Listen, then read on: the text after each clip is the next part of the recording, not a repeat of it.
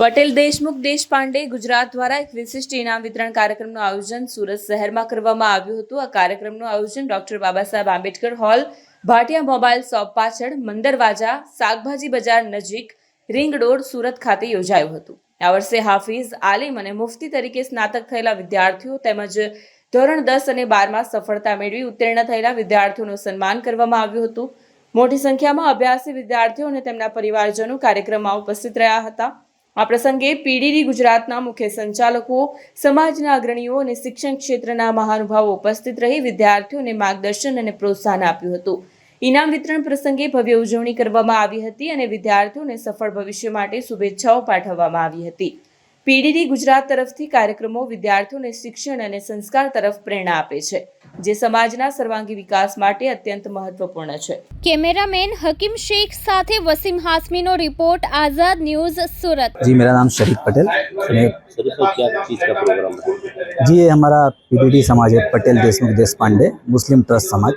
हमें 1 साल हुआ है ट्रस्ट बनाने के लिए, और हमने पिछले साल भी ये प्रोग्राम किया था स्टूडेंट को मोमेंटो देने को, इनाम देने। जो 10वीं और 12वीं में समाज, पटेल समाज के, देशमुख समाज के, देशपांडे समाज के बच्चे अच्छे परसेंटेज से पास होते हैं, उनको हम मोमेंटो देते हैं, इनाम देते हैं और उनको हौसला अफजाई करते हैं।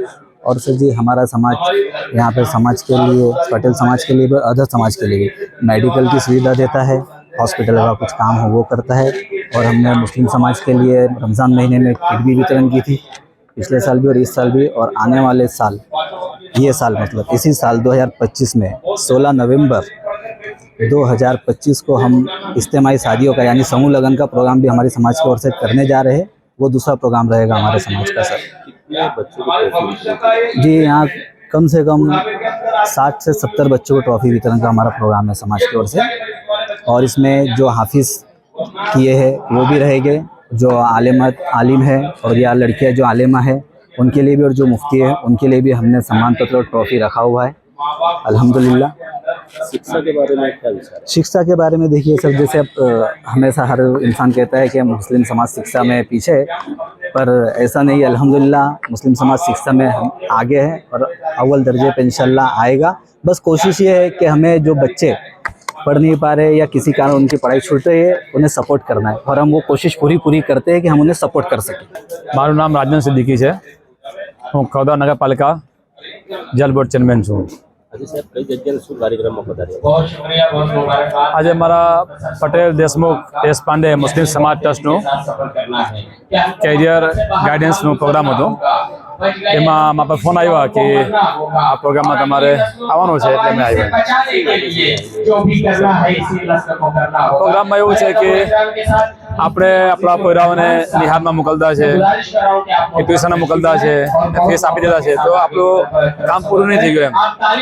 નિહારમાં જવાનું ને ચેક કરવાનું, ભાઈ અમારા પોયરાને કંઈ શિકાયતો નથી ને પોયરો ભણીને ઘરે આવે તો પછી આપણે ચેક કરવાનું કે જે આજે ભણીને આવ્યા છે તેને ખબર છે કે નથી ખબર એમ।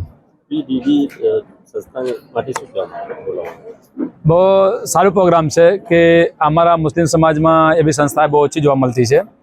આજે પટેલ દેશમુખ સમાજ જે બન્યા છે, પીડીડી મુસ્લિમ સમાજ ટ્રસ્ટ, બહુ સારો પ્રોગ્રામ છે। અને અમારા સમાજને આ હસ્તક મેં મેસેજ આપવા માગતો છું કે જે બીજા સમાજ છે, ખાન છે, મિર્જા છે, સિદ્દીકી છે, અંસારી ભાઈઓ છે, એટલે ઘણી બધી સમાજ અમારા સમાજમાં બી આવે છે। તે એ લોકો જેવું સંસ્થા બનાવે ને આ પોતાને સમાજને ગાઈડન્સ કરે ને ભણવા માટે ને સારા કામ કરવા માટે ને ઉત્સાહિત કરે।